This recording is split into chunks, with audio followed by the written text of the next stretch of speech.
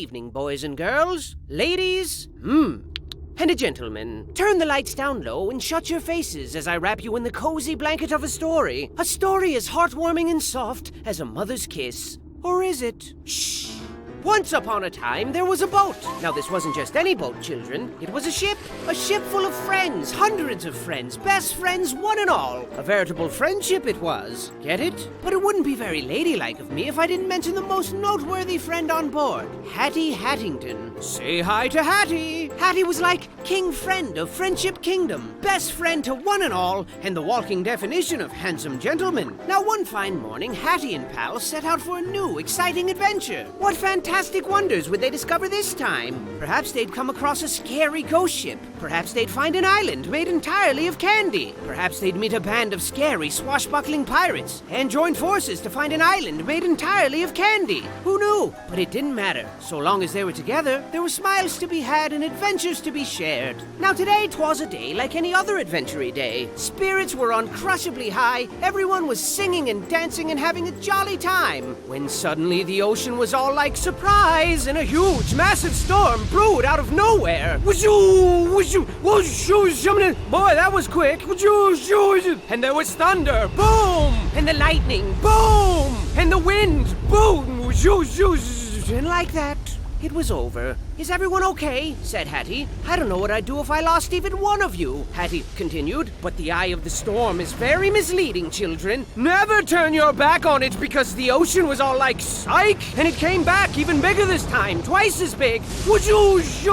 As if Poseidon himself extended his hand in friendship and they spat in his mouth. Boy,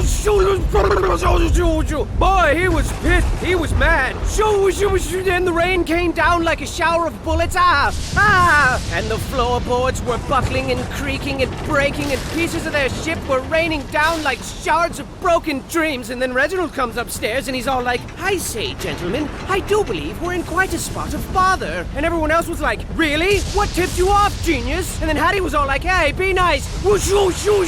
Huge giant waves thrashed the boat to and fro and to, carelessly sprinkling friend after friend into the cold, unforgiving abyss of the deep, dark ocean. Everyone was screaming like, help me! Splash! Splash! And there was this huge whale like, and made it super scary. And I think there was a shark. Yep, there he is. Oh, God. And then Hatty was all like, hold on to your butts. Land ho! And bang, bang, bang, smash! A shipwreck, as foretold by their fate books of fate. And while it seems like the end, this is merely the beginning of another fantastic journey for the brave crew of the SS Friendship.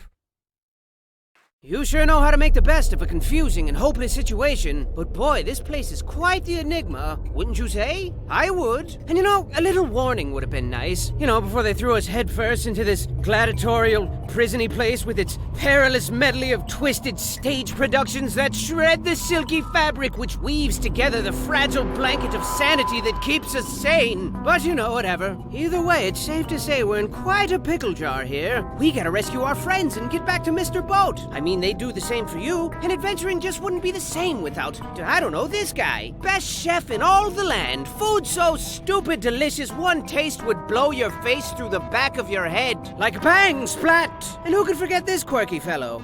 He owns a bat farm back home, and his lifelong dream is to breed a terrifying race of super bats. None of which makes any sense, of course, because he's absolutely terrified of bats. And this lovely lass always tells the best bedtime stories, hands down. Plus, she always smells like chocolate. So that's good. And then there's this guy and this handsome fellow and that thing. All your best friends imprisoned. And they don't like it very much because it's bad and horrible. And then there's Hatty, the best friend of all. Why did he stab us in the back and twist the blade? I mean, just this morning he gave everybody flowers and presents, and now he goes out of his way to hurt our feelings? Oh, I think not. You can't fool me. Hatty would never betray us. Betray us. Never! Something fishy's going on here, and I think I don't like it right now at all. It must have something to do with that scary, albeit fashionable hat. Sure looks evil. I mean, it's glowing red and stuff. Glowy red stuff is always bad. Everybody knows that. So what dangerous treats lie in store as we continue to unravel this treacherous sweater? I don't know, but use caution as you continue your gallant endeavor. Don't fail and die and stuff, 'cause it's all up to you now. What? Why did it do that? That was scary. Way to bite the bullet so far! You don't even complain about the prison food, which is shocking because that stuff tastes like doo-doo casserole, with a side of butt salad. But best of all, your riveting performances have the theater bursting at the seams with excited patrons, and with all this extra cash you're raking in, the theater can afford some serious improvements and really start beefing up these horrifying shows of murdery death to appease the fickle crowd. So that's good. And what's the deal with Hattie? He just creepily looms around the theater all day. Look at him looming. It seems like he's been forcefully forced to manage this place. Well, it looks that way. He just sort of sits there. Just as productive as one can be. Yep, living life to the fullest. Whoa, slow down, buddy. Yes, sir, full of salt and pep.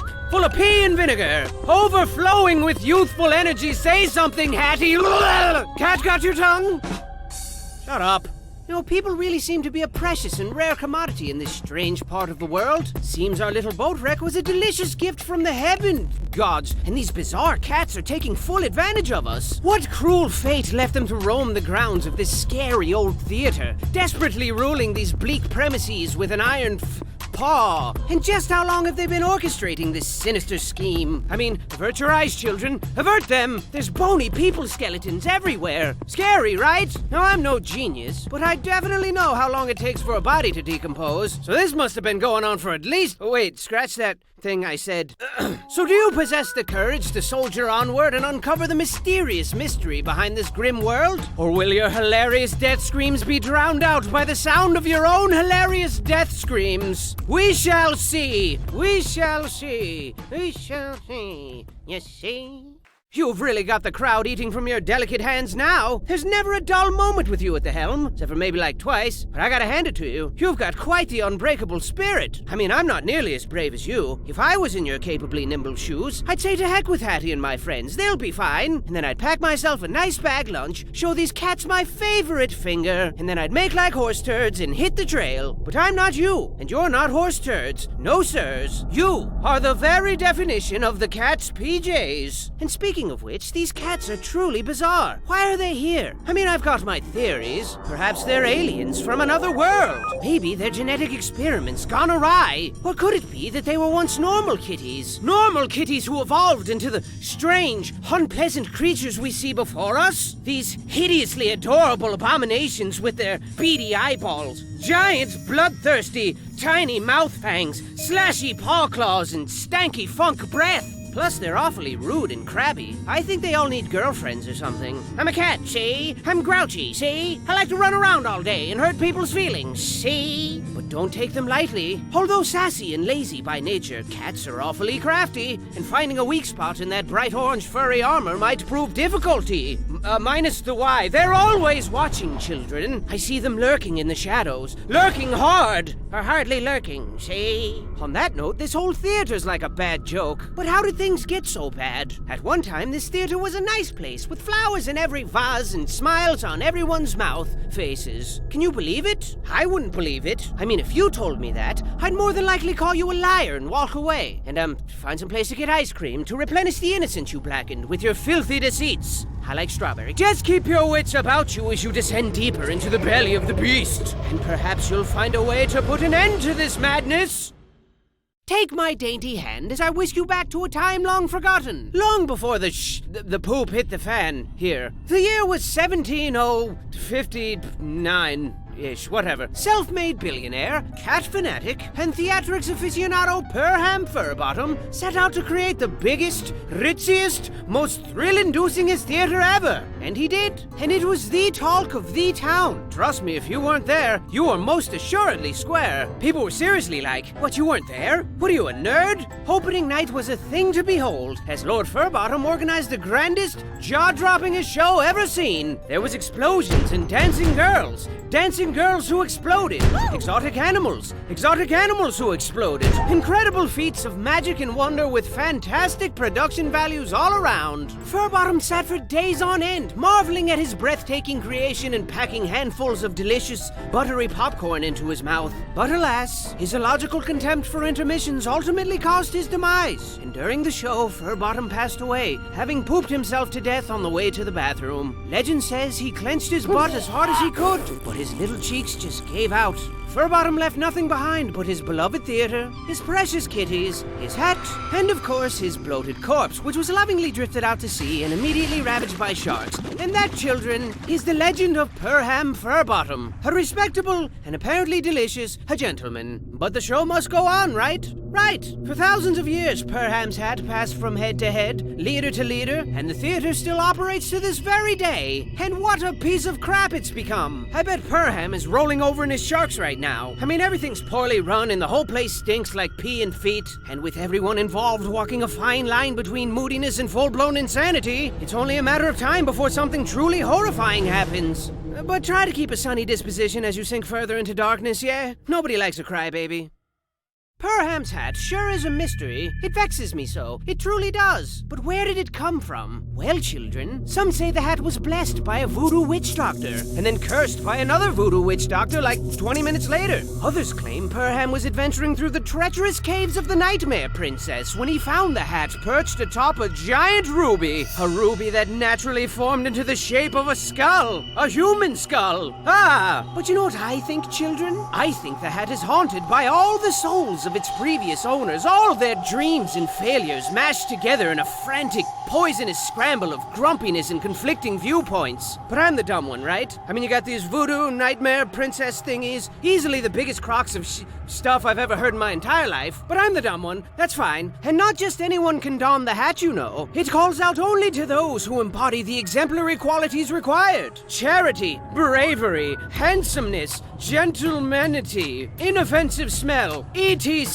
And of course, proper head size. Guess that explains why cats can't wear it. Plus, whoever heard of a cat in a hat? That's preposterous. And heavy weighs the crown. He who wears the hat calls the shots, and in a time long forgotten, maintained balance and ensured that everyone was plump and happy and wanted for nothing. But all good things come to an end, children. Well, that's not entirely true. I figure pizza will always exist. But this hat, let's just say its days of benevolent guidance are long over with. You might as well flip it over and use it as a toilet. I mean, Hattie hasn't lifted a finger to spread the wealth or encourage smiles, and the theater staff is really starting to feel unappreciated. Oh look! This smoldering unrest has given birth to a precious little storm cloud. Oh, look at his little raindrops. And if things don't change around here, this little cloud's gonna grow up into a big, giant, scary cloud and spray us all with a drenching downpour of horrifying madness. But don't lose sight of your mission. Hattie needs you more than ever now. And I know things look bleak, but even the word hopeless has hope in it. Plus, if you rearrange the letters, it spells peace-losh.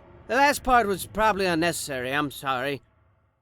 Now, it goes without saying, but cats really don't like to be ignored. And my oh my, the staff is really upset now. The lack of proper leadership has really twisted their fanny cheeks. Hard! Where's the appreciation? Where's the sparkly monies at?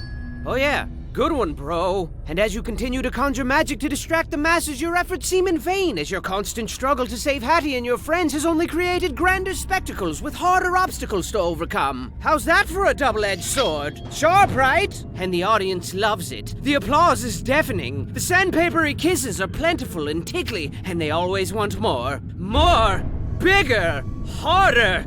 That's what this place is turning into quite the impressive palace of horror now. I mean, you're gonna be up to your throat in cats and lasers like pew, pew, pew, pew, and spiky things like shing, shing, shing, shing, and bombs and explosions like bang, bang, bang, bang. So I'd stay on my toes if I were you, bang, because it's gonna be a massacre. A fun house of death, except 3 times as deadly. And to ice this little predicament cake of yours, the staff is sick of Hattie's nonsense. They're sick of him. Look how upset they are. Gaze in horror at the disorderly disorder. Meow! Meow! See? Aren't you scared? You should be. Bang! Crash! Crash! Bang! Nah! Kinda hard to do it justice with these little thingies, but trust me, it's terrible. Everyone's naked and rioting and pooping on the floor and clawing the expensive curtains. Come on, guys, they're expensive. Everything's going up in a horrifying blaze of chaos. Plus, the picnic was canceled, and I've kinda got a little headache coming on, and it just never ends. But go forth and give it your all. I won't believe you fought and died for nothing. And perhaps, when it's all over, I'll meet you in the afterlife whilst perusing the Hall of Heroes, where the brave live forever. There's also a Hall of Losers and Failures. You don't want to end up there. Trust me, it's embarrassing. I admire your tenacity. Truly I do. For show. But things have really gotten out of control here. You've all quickly gone from precocious, lovable scamps to problematic liabilities. How ridiculous. Are we truly the only sane people on this twisted island? Or perhaps we're the crazy ones, and they're all sane. What a twist that would be. No, that's impossible. These guys are bat poop crazy. We gotta get to Hattie ASAP. As soon as home like a bullet. Mega supery fast. But you gotta get through that vault and get that key first. And this particular vault is more dangerous than telling a girl she's chubby. Oh my god! I know, right? It's a poop-inducing nightmare in there. You're gonna be killed until you're dead. But, you know, put your big girl panties on. Everybody has problems. And not to add another ingredient to your rich, chunky stew of personal problems, but the staff's out for blood now. And they mean business. Their spirits have grown far too weary, children. And a weary spirit requires sustenance. Rich, buttery sustenance. Sustenance as only sustained by killing Hattie and starting this insanity all over again with a new person. What a counterproductively futile charade this is. When will they shatter their shackles of ignorance to transcend the bane of their self-afflicted misery? When will they stop being stupid, crazy, dumb jerks? Everyone's kind of sick of it. But I guess there's no reasoning with madness. Or cats, for that matter. Seriously, try talking sense into a cat. They just stare at you with their lifeless, patronizing eyeballs for like a couple of seconds, and then they just walk away. And then you're like, don't turn your back on me. And they're like, nah. And then you're all like, and then they're all like, nah. But it is what it is, I guess. So are you ready for the most importantly important mission of your entire life? I hope so. It's time to show these guys they picked the wrong boat of friends to tangle with. Just hold on a little longer, homie. We're coming for you. It'd be nice if you could meet us halfway, but, you know, whatever. Nah! And so we finally made it back to the boat after a harrowing, exhausting adventure. I bet your dogs are barking. I mean, let's face it, most of that ordeal was unpleasant to the point of sucking a whole lot. But now it's time to relax in the forbidden moonlight of yesterday's promises, whatever that means, and treat ourselves to a nice big mug of hot cocoa. What do you say, Hattie? But Hattie wasn't his normal, jovial self anymore, children. He didn't say a word. He didn't even respond to hugs. Freaking hugs! He loves hugs. But he wasn't moving. He wasn't even blinking. Where's he gone to? Where? Wiki, give me that funky beat. So now it's come to an end. We tried so hard, but lost it all. And you were my best friend. You were my Hattington. Hatty Hattington. And when you reached for help, we were too late to take your hand. But we're here now. You're the moon and we're your stars. And we're here for you as you fade into the dark. Fade into the dark. I love you, Hattie. So your best friend's a vegetable now. Blah, blah, blah. But you know what they say? When life gives you potatoes, you make potato salad. And I got just the recipe. Hit it! Buckle your pants, buckle your pants. Pull up your socks and dance. Buckle your pants. Buckle your pants. Buckle your pants, buckle your pants. Hey, I said dance. Buckle your pants. Buckle your pants. Ladies, buckle your pants. Gentlemen, buckle your pants. Boys and girls of all ages, buckle your pants or they might fall down. Hey you, buckle your pants. Yes you, buckle your pants. Everybody, buckle your pants. But if you don't want to, no, that's fine. Buckle your pants, buckle your pants. Buckle your pants or your pants will fall to the ground. Buckle your pants, just buckle them babies nice and tight, please. Buckle your pants, buckle your pants, buckle your pants, buckle your pants.